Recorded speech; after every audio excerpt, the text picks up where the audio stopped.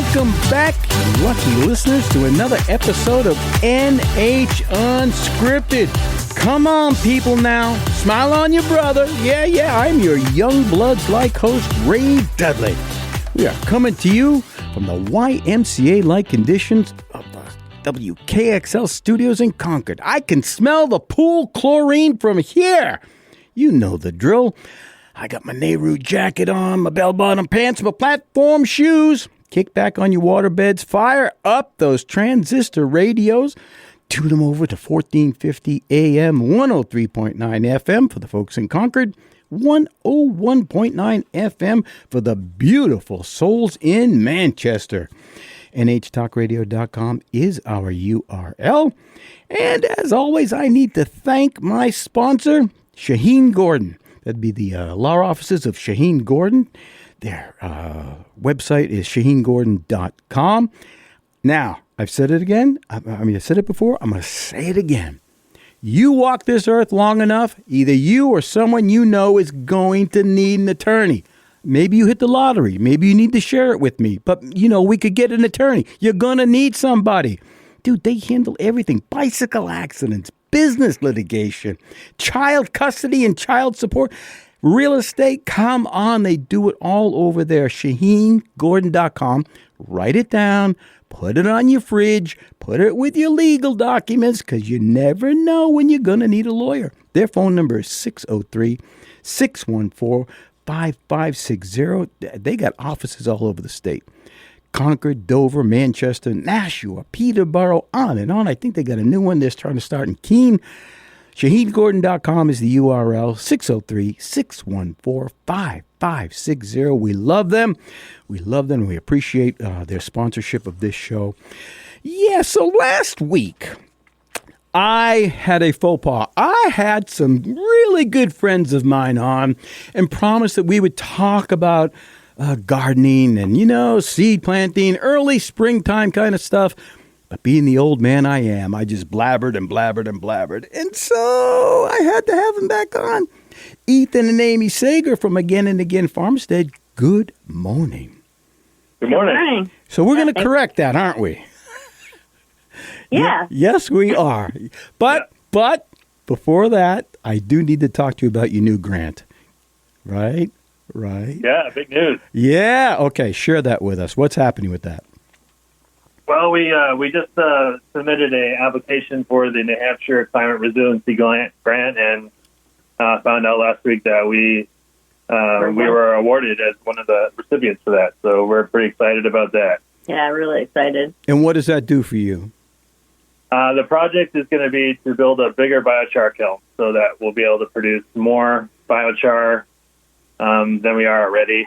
And this larger volume will allow us to serve like bulk orders. So if you have a big garden, we could deliver a yard at a time more rather than sandbags full like we've been doing. So I saw your original kiln and I thought that was pretty good size.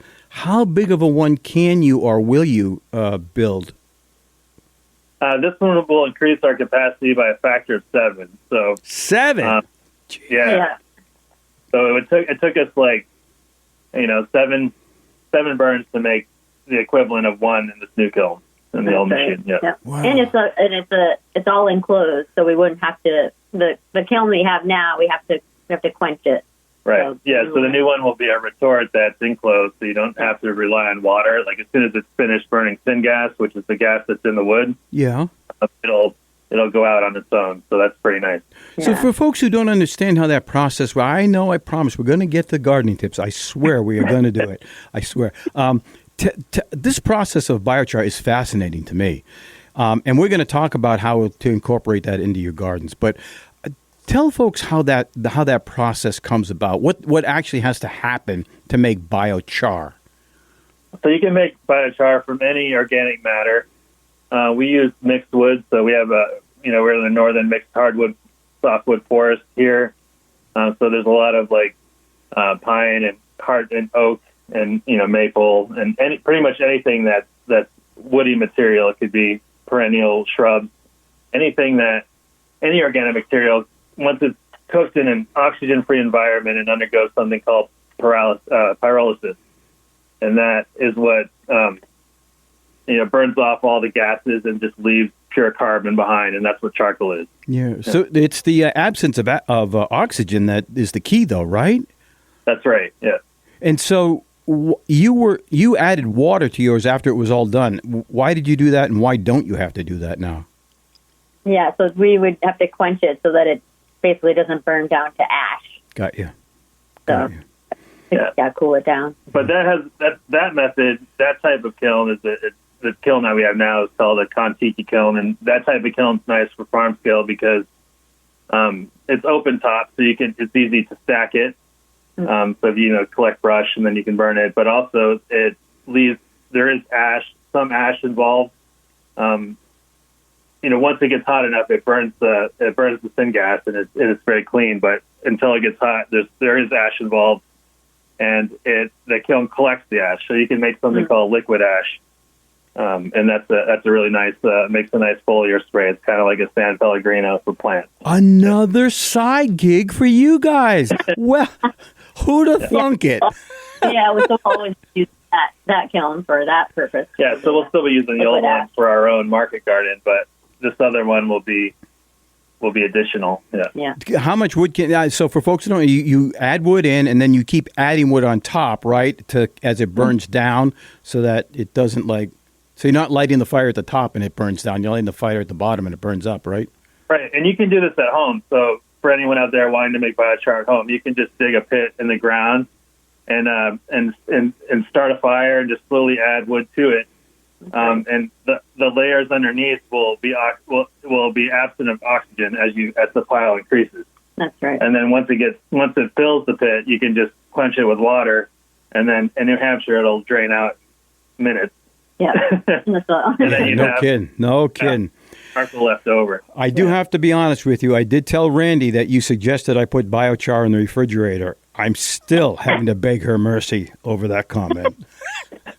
She was not happy over that. Well, so you're going to have to convince her when you see her. Okay, so let's talk about, it's that time of year when people are now they've already probably got their seeds and they're going to start their seed. They got their little kits out and their little warmers. And do you guys, let's start right at the beginning. Do you guys have any tips on, first of all, seed starting? Hello? Yeah, we're just thinking.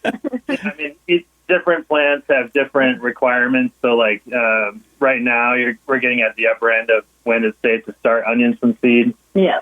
And we'll just use, for onions, for example, we'll have a tray and just fill that with a seed start mix and just broadcast the seeds on the surface, cover them up a little bit, and then water them.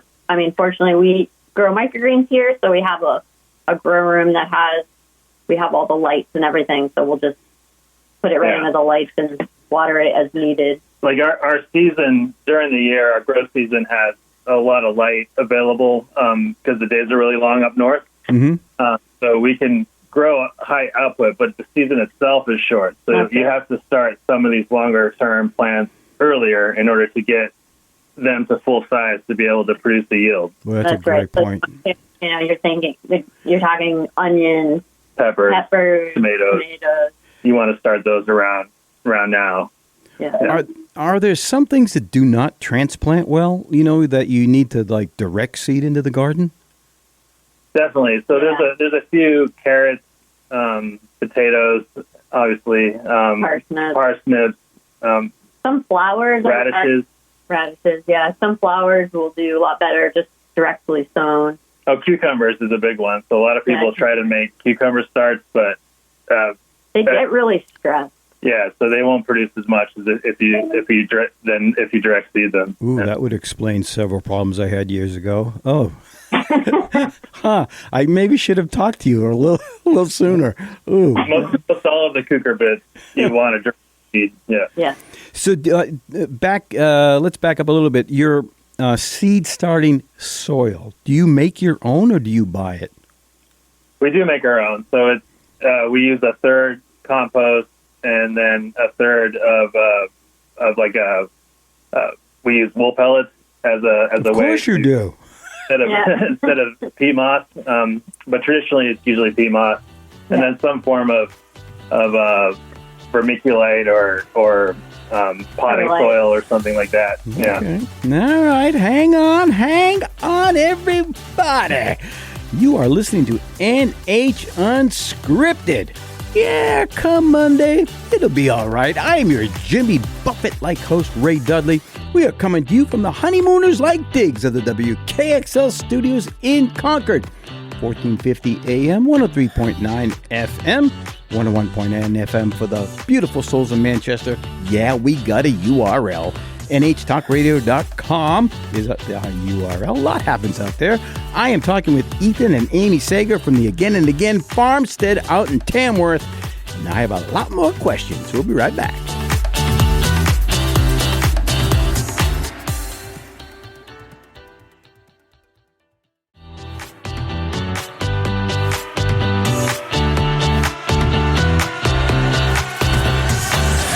Welcome back to NH Unscripted. Man, I always like getting out of bed early. We are not your stepping stone, by the way.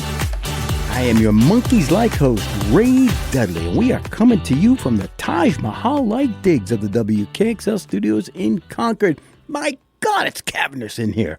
1450 AM, 103.9 FM, Concord. 101.9 FM for the beautiful, beautiful, beautiful souls in Manchester. NHTalkRadio.com is our URL. Ethan and Amy Sager from the Again and Again Farmstead out in Tamworth are on the phone with us. Before we go too far, you guys have a website? Againfarmstead.com. Rolls right off the tongue, does it not? And I believe people can sign up for the famous newsletter. Is that true? That's true. Yep. And you can find it right at againfarmstead.com, pretty much anywhere on the website, or you can go directly againfarmstead/newsletter. Mm-hmm. And it's an encyclopedia, let me tell you. For those who don't know, it is chock full of information. Cutting edge, I might add, by the way. Oh, sorry. No. That'll start up in May. In May, okay. All right. I was wondering because I hadn't been getting it lately, so... So, Ethan, you wanted to talk about a bird's eye view of setting up the gardens. So fire away, my friend. Yeah, well, a lot of people ask us, what should we be doing now for our gardens? And I think one of the important things is to kind of take a step back.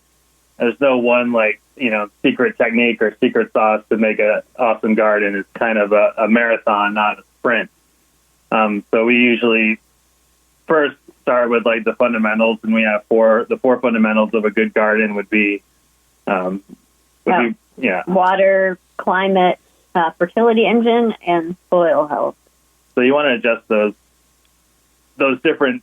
Think about those four categories when you're thinking about how am I going to make this garden awesome. Yeah. So you said interesting term that you used there was engine. What was that? A fertility engine. Yeah, so that's an interesting terminology. What do you mean by that? So a fertility engine is what is going to power your garden. So plants have to eat just like humans. What kind of nutrients are in your soil? In New Hampshire, it's challenging because there isn't a lot. We have a really low cation exchange capacity, so it's really difficult to grow plants here without some sort of, or vegetables here without some sort of, slow and steady fertility program.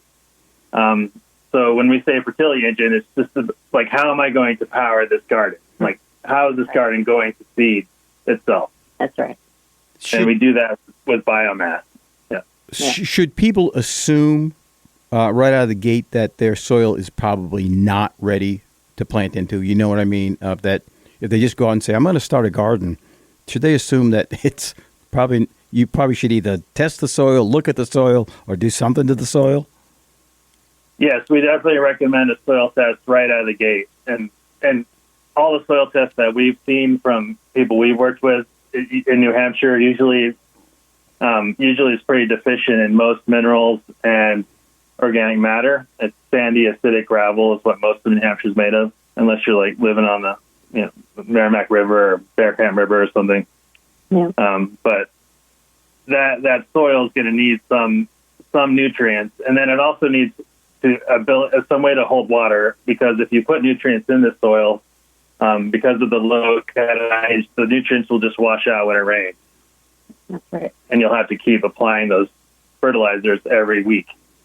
So what do you recommend? A lot of us use peat moss, but what do you guys recommend to kind of hold that stuff? We found biochar to be the best solution, and that's why we make so much of it. Yeah. So okay, for folks who didn't maybe hear last week, why would biochar be better than like a peat moss or some other absorption kind of thing? Well, biochar has an incredible amount of surface area. So when you crush it, when you take charcoal that's produced in a high temperature kiln, all the oils are moved out of it, and it's just pure carbon. And when you crush that, it increases the surface area of the soil, and it has a really high cation exchange capacity. And what that means is the molecules of the nutrients that the plants need to eat need to bind to the soil particle.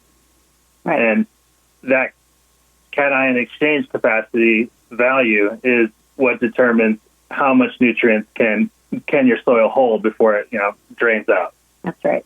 So, and the biochar increases that significantly. Exponentially. So what is it, like a quick release? I mean, how does it like take a year for it to release all of this stuff? I mean, what's that look like? What's the time frame on that?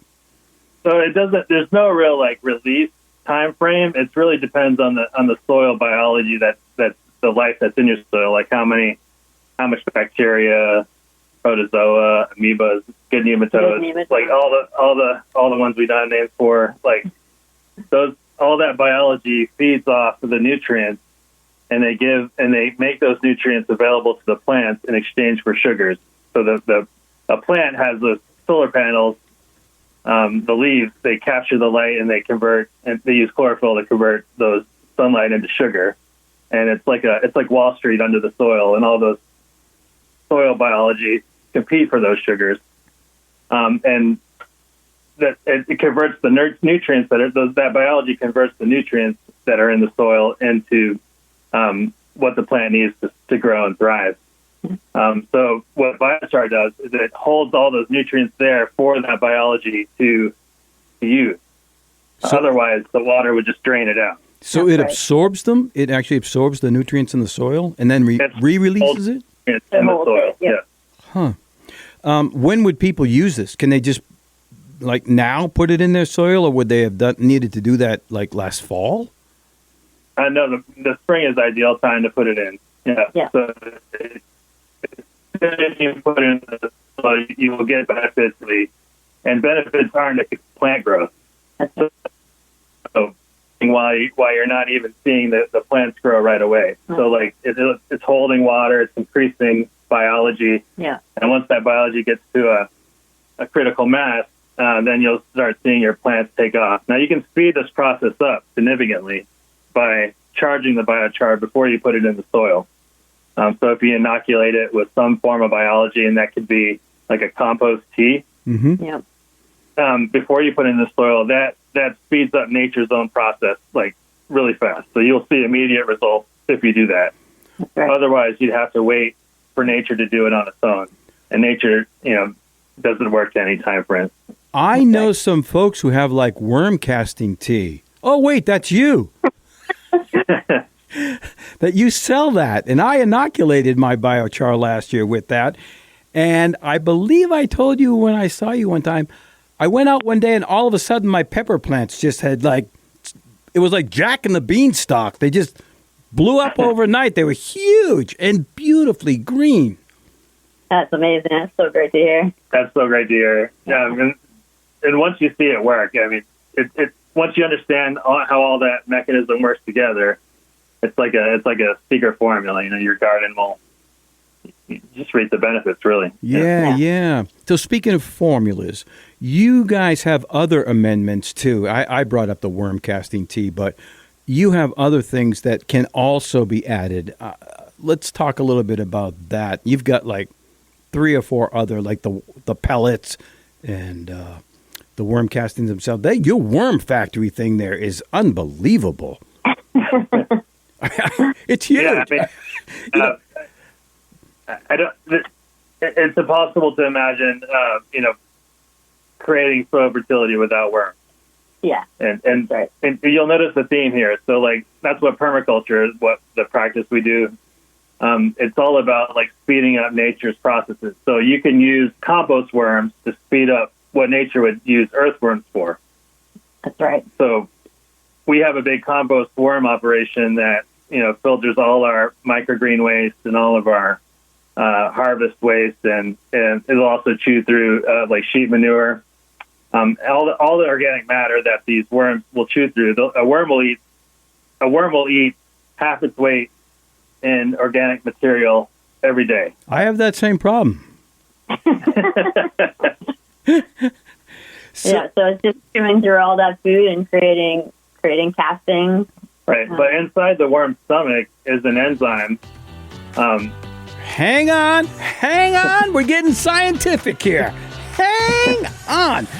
Yes, you are listening to NH Unscripted. We are dragging the line here, baby. I am your Tommy James-like host, Ray Dudley. Happy to be out of bed today. We are coming to you from the Gong Show-like digs of the WKXL studios. No, I am not the unknown comic. I'll let you... That's a rabbit hole for the you folks.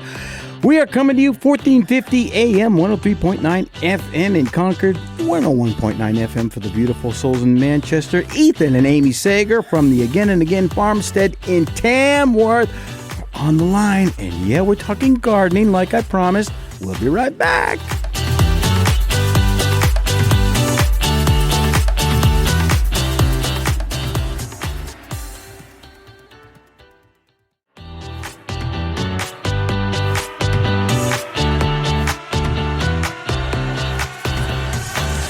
Welcome back to NH Unscripted. You are not just my imagination. I am your Temptations-like host, Ray Dudley. We are coming to you from the Lost in Space-like digs of the WKXL studios in Concord. 1450 AM, 103.9 FM, NHTalkRadio.com is our URL. I'll tell you a little bit more about what's happening out there later. Right now, we got to talk gardening. So, Ethan and Amy, you have a lot of amendments there. When would people add each of them, or do they just like dump them all? Do I go to your farmstead stand out there at the farmer's market and I buy it all and just take it home and dump it all in my garden at one time?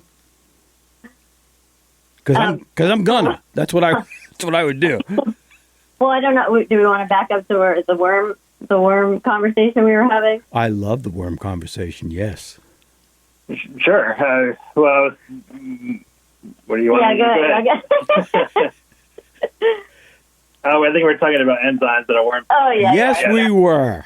I'm a bacteria in the worm's stomach that triggers a hormone reaction in plants. So that when you see your garden, the areas that have lots of worm, your plants will usually be growing bigger. Yeah. Well, you can harvest that bacteria and enzyme through a compost worm operation. Yeah. So, like, if you want to get really stimulated plants, if you put some compost vermicasting at the base of it, you'll see. That's right. Usually, you'll see explosive growth. Yeah. That's right. So, is it something that you would spread across your garden and then work it in, or you would individually put it on as you're planting stuff? What we do is we take handfuls and put them at the base of each plant. Yeah. You do. But worm castings also works good for plant starts and stuff like that. Yeah, But to what you were saying with all the amendments, when do you apply them? Yeah. So the biochar and the wool pellet fertilizer, the base fertilizer that we use to power our farm, that would be applied. You can apply biochar anytime. The wool pellets we typically recommend in the spring or in the fall because it's some time to break down. So now is an ideal time to do it if you want to see really awesome tomato harvest in July and August. Yeah, would be a great time to eat. Now would be a good time to use wool pellets. Yeah, the wool pellets are nice because they have that slow release. So it's not like you have to fertilize, all summer long. It's just twice a year. Twice a year on your garden with the pellets? Yeah. For folks, and biochar, go ahead. any year, because it's improving the soil anytime. So and biochar can be tilled in, or you can use it even as a surface application as well. That's right. So for folks who maybe did not understand, we did say wool. That's WOOL, pellets. Ethan and Amy, yes, they do. They have a system out there. You go to their garage, their barn-like place, and there's these like piles of wool that somehow they found out that you can turn into pellets and put them in your garden. And what's the breakdown, the chemical breakdown of the wool pellets? Ours came out to be 1105. So that's 11% nitrogen, no phosphorus, and then 5% potash. And 5% potash in an organic source is pretty high. It's pretty nice. That potash is what makes everything sweet, like all your fruit. Yeah. Sweet. Is there any chance of anything that you guys have, like the biochar or the pellets or the worm castings, that would burn the roots, or is it all pretty much neutral? It's pretty neutral. Yeah. I mean, the wool will break down slowly, so there's no risk of burning. That's right. And the biochar doesn't have any nutrients at all. It just provides a different function in your soil. It doesn't, it's more of a soil conditioner. it's not a fertilizer. Yeah. Oh, got you. Do you have anybody who ever you can't be using that wool for pellets? I could have made a sweater out of that, Well, no, this is all, waste wool that wouldn't be made into a sweater. Yeah, most people just confuse it with the other kind of sheep pellet. That's right. Yeah. I see. Which is also good for the garden. Yeah, we won't tell where they can get that stuff. Before we go too far, you guys grow some really exotic things on your farm. I think the last time we talked, you actually mentioned rice, but you have a lot of other crazy stuff out there, right? That doesn't normally, or most people aren't normally growing, that you offer periodically. Like, I think I saw last year, you had like a radish that was Japanese or something. Help me out here.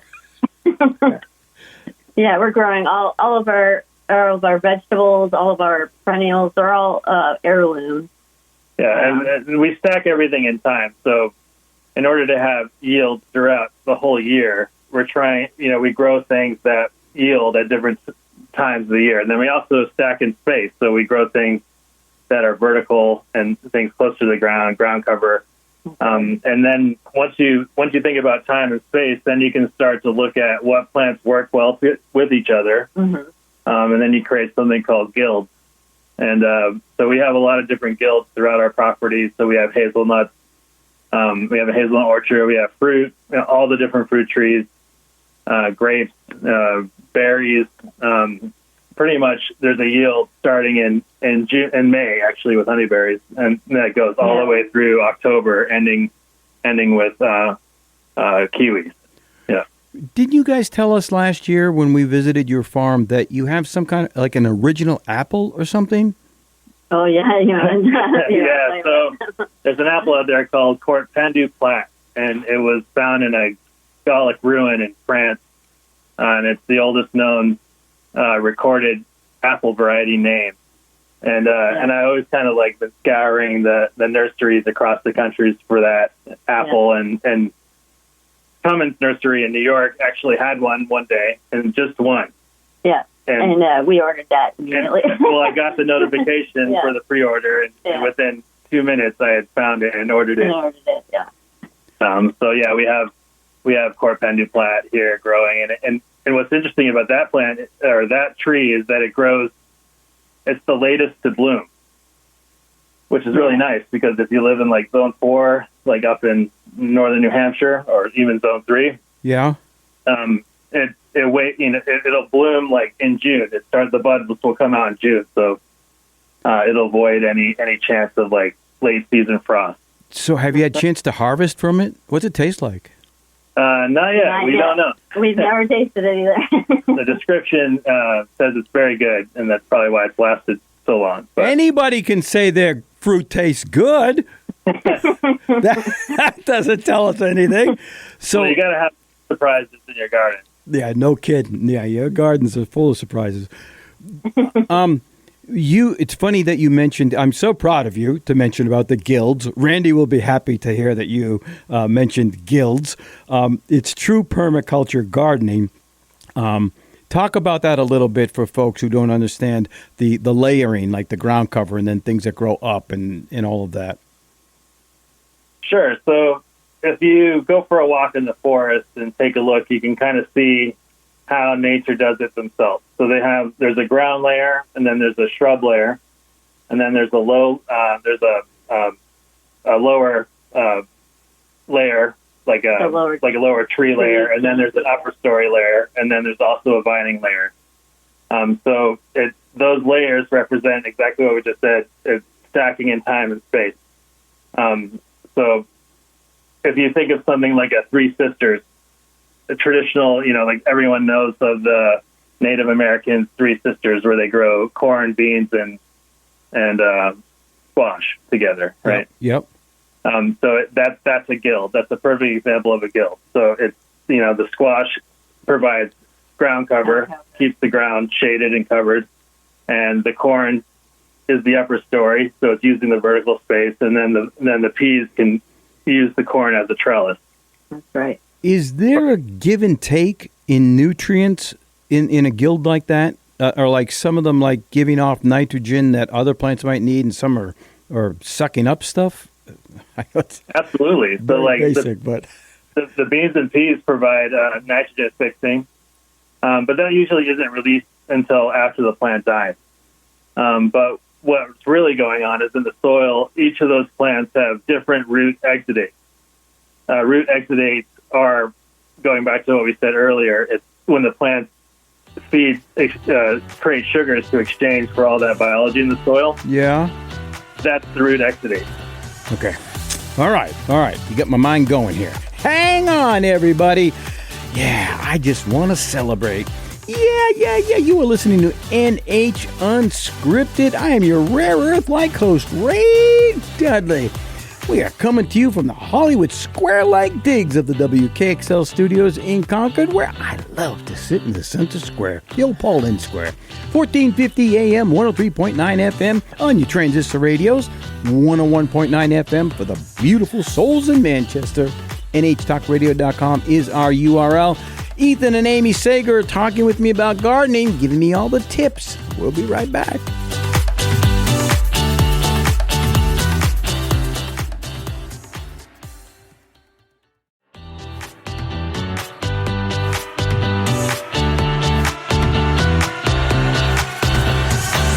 Welcome back to NH Unscripted, where we are your cool change. I am your little river band-like host, Ray Dudley. Yep, got my bunny slippers on. 1450 AM, 103.9 FM on your transistor radios in Concord, 101.9 FM for the beautiful souls in Manchester. Gosh, we love you folks. NHTalkRadio.com is our URL, where it's just a hub of activity out there. You can find archives of this, what should be an award-winning show. Maybe not yet, but we'll get there. Along with the archives of all the other great programs that take place here. You wake up 2, 3 in the morning, and you're like itching to just hear some old guy blabber on. That'd be me. You can fire right up. Go out there, NH Talk Radio. And there's a button as well where you can listen live. This show comes to you live every Wednesday and Friday morning at 9 a.m. We are proud to say that. Ethan and Amy Sager from the Again and Again farmstead out in Tamworth are on the line, and we are talking gardening. So you said you wanted to talk about root life. Let's chat a little bit about that. Go ahead, sir. Fire away. Yeah. It's good to think about because, when you plant guilds, like different plants working together, like in companion planting, you get different root exudates. And root exudates are all the chemicals that the plants produce that go into the soil to make it, rich and fertile.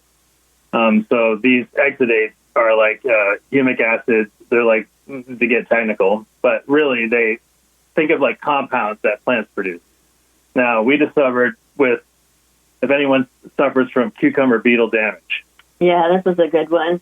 So if you plant a daikon radish in your with your cucumbers, it fends off the cucumber beetle. Yeah, the radish produces a root exudate that adds a flavor to the leaves that we don't taste, but the cucumber beetles do. No kidding. Yeah. So that's a good example of a guild working together to, benefit each other. Yeah. So and what also the root exudates do is they change the pH of the root zone. So there's a lot of effort. Mm. We often hear people struggling with garden pH. It's important to do pH. Mm. But we discovered that if you have enough biology in your soil, that root zone actually, the plant will change the pH of its root zone on its own. That's right. So you don't have to really worry too much about pH. So are we talking, is this under the topic of like companion planting? Is that kind of thing? Absolutely. Yeah. Yeah. So like if you plant, like a radish together with a cucumber or a squash, they both produce compounds that go into the soil via the root. That's right. And those compounds, the biology in the soil will feed off those compounds, and there'll be different nutrient uptakes for the plants. The plant neighbors, they share these compounds, and the radish produces one that adds flavor to a cucumber leaf that repels cucumber beetles. Is it any radish at all, or is it a specific one? We like any radish will work, but daikons work better because they grow above the cucumbers of the squash plant. That's right. Wait, they grow above the plant? Yeah, because daikon is such a huge plant. It produces tall. like a foot-long root tuber. Yeah. So once that plant gets big enough, it's big enough to go outside of the melon or the cucumber plant leaves. Yeah. Wow. Oh, so now we've been growing our cucumbers vertical. Is that not a good idea? Yeah, that is a great idea. Yeah. And still we could plant the daikon with that. Yeah, we just plant them in between the plants. So we do one daikon in between each cucumber plant. Okay. And it's better to use daikon than regular radish for this purpose because the daikon creates so much more biomass. That's right. So thinking about like that fertility engine that we talked about earlier, the more biomass you can create in your garden, the better. So when I say biomass, when that daikon gets huge, just chop it and leave it to rot on the surface of your soil. That's right. Or you can harvest it and eat it and then chop the leaves and leave the leaves on the soil. Just right on the surface. Right. Think of the soil as one giant mouth that you want to feed with biomass. Interesting. Right. So the daikon radish as well, so it's a bigger radish than those little tiny ones that I can never get to grow. It would also kind of break up the soil as well, right? Is that? Absolutely. That's right. Yep. That's right. Which aerates it. Is that correct? That's right. Yep.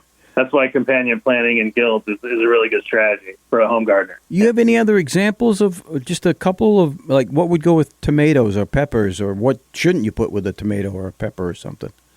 So tomato and peppers we found grow really well with onions and basil. So ironically, you can kind of think about like recipes in your kitchen. Yeah. Tomatoes and basil make really good pasta dishes, Yeah. But another thing that grows really well with our peppers is we grow celery in between. Yeah. In between peppers? We do, yeah. Okay. So it does really well. I'm taking notes. Yeah. There's a lot of herbs and, any kind of onions or garlic the pests usually don't like. So we just like to break it up so there isn't one just, monoculture of or one type of vegetable. It's nice to have those companions interplanted in amongst those. And when you're growing for sale, or when you're growing for money in like a market garden, you can also get a lot more, cash crops that way. So like we grow onions, but we grow head lettuce in between them so that we can harvest, cut the head lettuce, and then as the onions get bigger, they can get bigger afterwards. Oh, interesting. So do you guys do like square foot gardening, or is this just row gardening? Square foot gardening is amazing. For Yeah. the home gardener, that's the way we prefer to run our kitchen garden, is with square foot gardening. You do? Right. Oh. Yeah. Yep. But yeah, our market garden's all in rows. But yeah, kitchen garden definitely follows that square foot. For folks who don't understand square foot gardening, can you give us a quick overview? It's a way to maximize output or yields within a small space. So you can create you can take your garden bed and create a square feet by using strings, a string grid, make a grid with strings. Yeah. And then you can go online and there's a chart you can follow that shows you how many of each type of plant you can plant within one of those square grids. Yeah, so it makes it really easy. So if you're like, oh, I want to have tomato plants here, you can find out how many tomatoes per square foot. Yeah, it's impressive, isn't it? Yeah. I mean, you can put a lot. You'd be surprised what fits in a square foot. Yeah. Absolutely. Yeah. Randy talks a lot about mycorrhizal. Are you familiar with that? Absolutely. Yeah. The fungi, it's like the internet of the plant world. How is that created? So it's created by fungi is created usually by putting in some kind of woody mass. So it feeds off of woody mass, usually like perennials.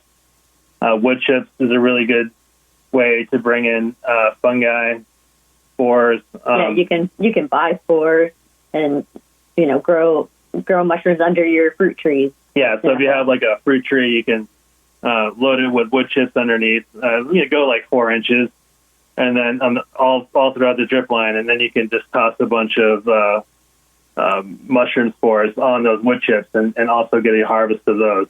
Yeah. So why is it good for the soil? Fungus? You wouldn't think fungus. You don't think of fungus as beneficial. Why is it good?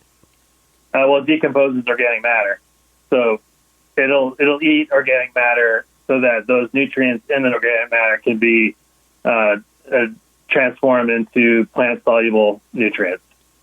And so it's part of the natural carbon cycle. Is this something you would add throughout your garden?